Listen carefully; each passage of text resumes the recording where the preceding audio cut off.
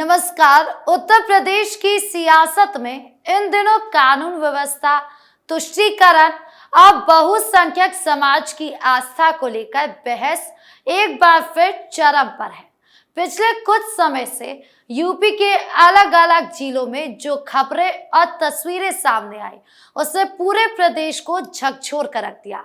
एक तरफ जहां हिंदू समाज के युवाओं को निशाना बनाया जाने और उनकी बलि चढ़ाए जाने जैसी सनसनीखेज वारदातें सामने आ रही हैं, वहीं दूसरी तरफ मुख्यमंत्री योगी आदित्यनाथ गायों की सुरक्षा और गौ तस्करी को लेकर बेहद सख्त रुख अपनाए हुए हैं। लेकिन सबसे बड़ा विवाद तब खड़ा हो गया जब सीएम योगी के बयानों और फैसलों पर कुछ खास वर्ग के मौलाना और तथाकथित धर्मनिरपेक्ष नेताओं ने अपनी सियासी रोटियां सेकनी शुरू कर दी। आज के स्पेशल स्टोरी में हम इन सभी कड़ियों को जोड़कर उत्तर प्रदेश की जमीनी हकीकत को समझेंगे।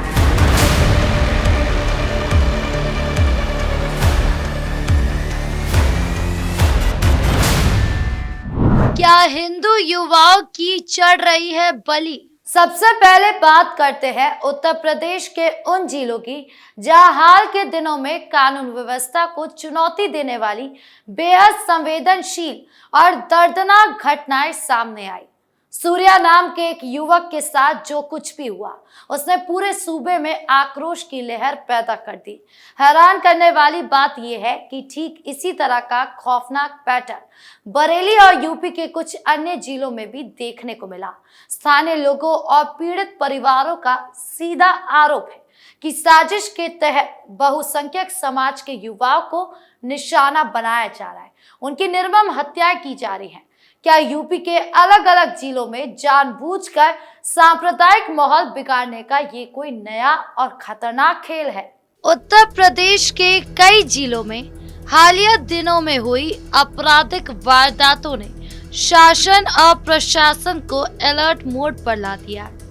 सबसे ज्यादा चर्चा सूर्या के साथ हुई उस खौफनाक वारदात की है, जिसने सोशल मीडिया से लेकर जमीन तक लोगों के गुस्से को भड़का दिया। सूर्या के साथ हुई बर्बरता की आग अभी ठंडी भी नहीं हुई थी कि रुहेलखंड के केंद्र बरेली में भी वैसी ही दिल दहला देने वाली वारदात सामने आ गई। बरेली में भी एक हिंदू युवक को बेहद बेरहमी से मौत के घाट उतार दिया गया। इन दोनों मामलों में जो समानताएं दिखी, उसने स्थानीय हिंदू संगठनों और आम जनता को सड़कों पर उतरने के लिए मजबूर कर दिया। अलीगढ़, मुरादाबाद और पश्चिमी यूपी के कुछ अन्य संवेदनशील जिलों में भी ऐसी छिटपुट घटनाओं की खबरें सामने आई, जिन्हें देखकर लोग खुलेआम आरोप लगा रहे हैं कि प्रदेश में एक खास एजेंडे के तहत हिंदू समाज के बेटों की बलि चढ़ाई जा रही है। हालांकि उत्तर प्रदेश पुलिस ने इस मामले में त्वरित कार्रवाई करते हुए मुख्य आरोपियों को सलाखों के पीछे भेज दिया और कई मामलों में एनएसए और गैंगस्टर एक्ट के तहत कार्रवाइयां की जा रही है। लेकिन सवाल ये उठता है कि आखिर वो कौन सी ताकतें हैं जो प्रदेश के योगी सरकार की सख्त कानून व्यवस्था की छवि को धूमिल करने के लिए इस तरह की जनघन्य वारदातों को अंजाम दे रही है। क्या इन हत्यारों के पीछे सिर्फ आपसी रंजिश है या फिर इसके पीछे यूपी का सांप्रदायिक सौहार्द बिगाड़ने की कोई पूरी बहुत बड़ी क्रोनोलॉजी काम कर रही है? गौवंश की सुरक्षा पर सीएम योगी सख्त। एक तरफ जहां अपराधियों पर नकेल कसी जा रही है, वहीं मुख्यमंत्री योगी आदित्यनाथ ने उत्तर प्रदेश में गौवंश के संरक्षण और गौ तस्करी को रोकने के लिए अपनी पूरी ताकत झोंक दी है। सीएम योगी ने साफ कर दिया है कि उत्तर प्रदेश की धरती पर गायों के साथ किसी भी तरह की क्रूरता या उनकी तस्करी को लेकर कोई भी हरकत बर्दाश्त नहीं की जाएगी। सरकार ने अधिकारियों को सख्त निर्देश दिए हैं कि गौ तस्करों के खिलाफ सीधे गैंगस्टर एक्ट और रासुका के तहत कार्रवाई की जाए, उनकी अवैध संपत्तियों को कुर्क किया जाए। मुख्यमंत्री के सख्त रुख ने गौ तस्करों और उनके सियासी आकाओं की नींद उड़ा दी है। उत्तर प्रदेश के मुख्यमंत्री योगी आदित्यनाथ शुरू से ही गायों के संरक्षण को लेकर बेहद संवेदनशील रहे, लेकिन हाल ही के दिनों में उन्होंने पुलिस और प्रशासनिक महकमे को जो कड़े निर्देश दिए, उसने पूरे प्रदेश के गौ तस्करों के सिंडिकेट को हिलाकर रख दिया। सीएम योगी ने स्पष्ट शब्दों में कहा कि गाय सिर्फ एक पशु नहीं, बल्कि वो सनातन संस्कृति और करोड़ों भारतीयों की आस्था का केंद्र है। इसीलिए गौवंश की रक्षा करना सरकार की प्राथमिकताओं में सबसे ऊपर है। योगी सरकार ने सूबे के सभी जिलों के जिलाधिकारियों और कप्तानों को आदेश दिया है कि वो अपने अपने क्षेत्रों में अवैध बूचड़खानों और गौ तस्करी के रास्ते को पूरी तरह ब्लॉक करें। यदि किसी भी जिले में गौकशी की कोई घटना सामने आती है तो इसके लिए सीधे वहां के संबंधित थानेदार और बड़े अधिकारी जिम्मेदार होंगे। इसके साथ ही सड़कों पर घूमने वाले बेसहारा गौवंश को सुरक्षित रखने के लिए सरकारी गौशालाओं के बजट और बुनियादी ढांचे को और अधिक मजबूत करने के निर्देश दिए गए हैं। योगी आदित्यनाथ के इस अभूतपूर्व सख्ती का असर भी जमीन पर दिखने लगा है। पिछले कुछ हफ्तों के भीतर ही यूपी के विभिन्न जिलों में दर्जनों गौ तस्करों के साथ पुलिस की मुठभेड़ हुई है, जिसमें कई शातिर अपराधी लंगड़े होकर जेल पहुंचे हैं। सरकार का ये सख्त रवैया उन लोगों के मुंह पर करारा तमाचा है जो कानून की कमजोरियों का फायदा उठाकर बेजुबान जानवरों की तस्करी का काला धंधा चलाते थे।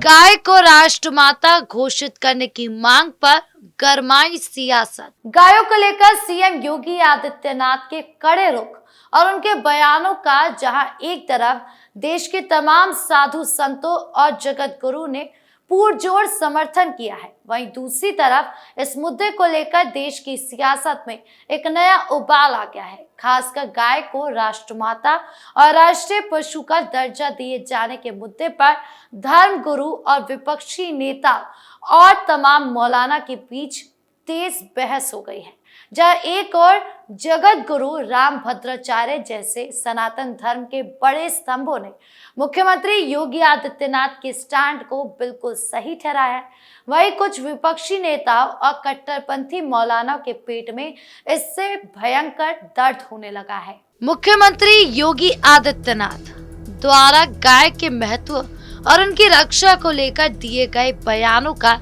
देश के सर्वोच्च संतों ने स्वागत किया। प्रख्यात कथावाचक और जगत गुरु राम भद्राचार्य ने सीएम योगी के बयान की खुलकर तारीफ की। जगत गुरु राम भद्राचार्य ने अपने एक बयान में स्पष्ट रूप से कहा कि मुख्यमंत्री ने जो कुछ भी कहा है वो बिल्कुल ठीक और न्याय संगत है। गाय को हमारे शास्त्रों में माता का दर्जा दिया गया है। यदि सरकार उसकी सुरक्षा के लिए इतने कड़े कदम उठा रही है तो हर सच्चे नागरिक को इसका समर्थन करना चाहिए। संतों का मानना है कि गाय को राष्ट्रीय पशु या राष्ट्र माता घोषित करने का समय अब आ चुका है। गायों और योगी सरकार की सख्त कानून व्यवस्था पर सिर्फ राजनीतिक दल ही नहीं, बल्कि तमाम मुस्लिम मौलाना और धर्म गुरु भी लगातार अपनी प्रतिक्रिया दे रहे हैं। ऑल इंडिया मुस्लिम जमात के राष्ट्रीय अध्यक्ष मौलाना शहाबुद्दीन रजवी बरेलवी समेत कई अन्य मौलाना ने इस पूरे मामले पर अपनी अपनी राय रखी है। हालांकि कुछ मौलाना ने कानून का सम्मान करने की बात कही है, लेकिन पर्दे के पीछे से वो सरकार के इन फैसले को एक विशेष समुदाय के खिलाफ की जा रही कार्रवाई के रूप में पेश करने की कोशिश कर रहे हैं। आइए देखते हैं कि मौलाना की इन तमाम प्रतिक्रियाओं के पीछे का असली सच क्या है। उत्तर प्रदेश में जब भी गाय, गौकशी या कानून व्यवस्था को लेकर सख्ती की जाती है तो मौलाना के बयान आना आम बात होती है।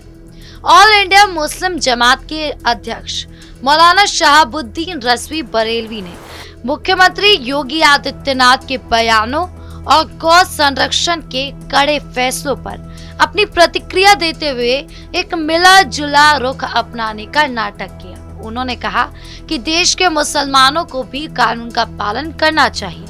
और बहुसंख्यक समाज की भावनाओं का आदर करना चाहिए। लेकिन इसके साथ ही उन्होंने ये भी जोड़ दिया कि सरकार को कानून व्यवस्था के नाम पर किसी निर्दोष को परेशान नहीं करना चाहिए। असल में मौलाना की इन तमाम प्रतिक्रियाओं की गहराई की जाए तो यह साफ समझ में आएगा कि वो अपने पारंपरिक वोट बैंक और समाज पर अपनी पकड़ को कमजोर नहीं छोड़ना चाहते। जब भी योगी सरकार गौ तस्करों पर बुलडोजर चलाती है या अपराधियों के खिलाफ एनकाउंटर की नीति अपनाती है, तो यही मौलाना इसे अल्पसंख्यकों पर अत्याचार का रंग देने की कोशिश करने लगते हैं। कुल मिलाकर उत्तर प्रदेश में कानून का राज स्थापित करने के लिए योगी सरकार पूरी तरह प्रतिबद्ध दिखाई दे रही है। अपराधियों की कोई जाति या धर्म नहीं होता और जो कोई भी कानून तोड़ेगा या बेजुबान जानवरों पर क्रूरता करेगा उसे उसकी सही जगह यानी जेल के भीतर भेज दिया जाएगा। मौलाना की बयानबाजी और तुष्टीकरण की ये पुरानी सियासत अब उत्तर प्रदेश की जागरूक जनता के सामने बेअसर साबित हो रही है। आपकी इस पूरे मामले को लेकर क्या राय है, कमेंट बॉक्स में जरूर बताएं। वीडियो को लाइक करें, शेयर करें और चैनल को सब्सक्राइब करना ना भूलें। धन्यवाद।